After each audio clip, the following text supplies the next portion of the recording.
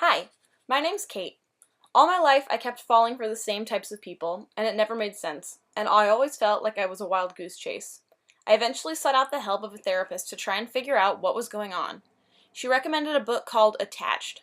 It's about adult attachment styles within the dating sphere and how they relate to one another. Now, there are three types of main attachment styles. There's anxious, avoidant, and secure. The main traits of an anxious person are a deep craving for intimacy, a preoccupation with the relationship they're in, and constant worrying. The book obviously talks more in depth about these three, but also many more. Then there's avoidant. Their main traits are equating intimacy with a loss of independence, attempts at minimizing closeness, and a disregard to their partner's emotional cues. Lastly, there's secure. Their main traits are a natural comfort with intimacy, they're generally warm and loving, and they're effective communicators. The anxious type makes up 25% of the population, avoidant makes up another 25, and secure takes up about 50. Now, what is intimacy? Obviously, it's brought up a lot, and it's a key feature that all three attachment styles share. Google defines it as a close familiarity or friendship, closeness. Dictionary.com defines it as a close, familiar, and usually affectionate or loving personal relationship with another person. Vocabulary takes it up a step and defines it as a closeness with another person that develops as you tell one another your life stories, secrets, and dreams for the future. What do these three all have in common? They all revolve around the word close.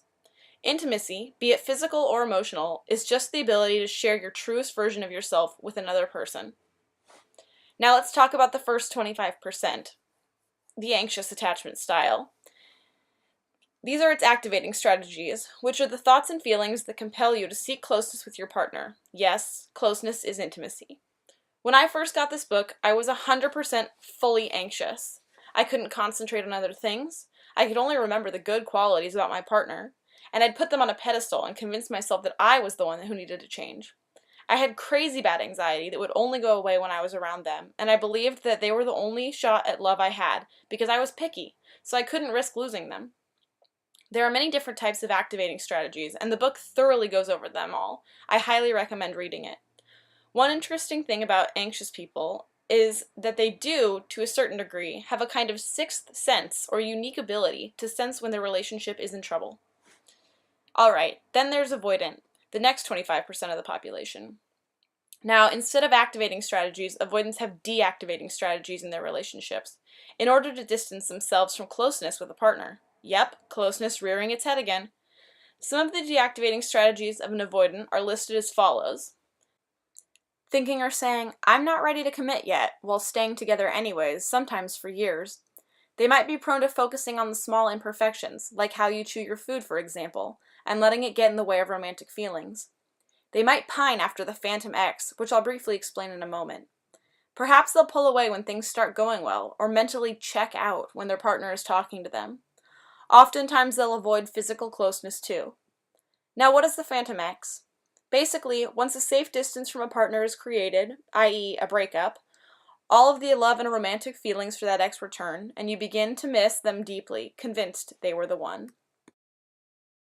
Lastly, there's secure, which is about 50% of the population. 5 of the key principles of a secure person, however, there are more, are a natural, emotional, and physical availability, the ability to not interfere yet still be encouraging to a partner, a way of communicating effectively, which is a big one, and they don't play mind games with you. They understand what they want and need, and they expect the same from a partner. There's no beating around the bush. One interesting fact is that secures are naturals at reassuring an anxious mind, often before the anxious person has time to even get anxious. One cool thing about secure people is that when an anxious or avoidant person partners up with a secure person, they'll gradually become more secure themselves. Between reading this book and dating a secure person for a year and a half myself, and taking the quiz after I dated them, I did become more secure. Then there are the smoking guns. These are the clues an anxious person can look for to indicate that they're stuck in an anxious avoidant trap.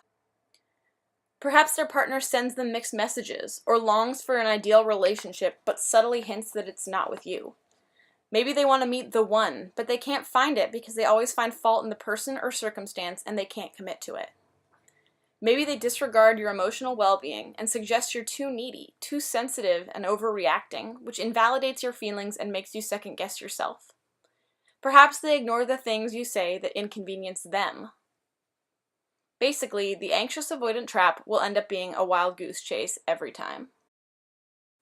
Once again, I highly recommend this book. It's completely changed my life, and I'm not one to normally say that. You can find the book on Amazon for $10.84 by clicking the link below. Thanks for listening!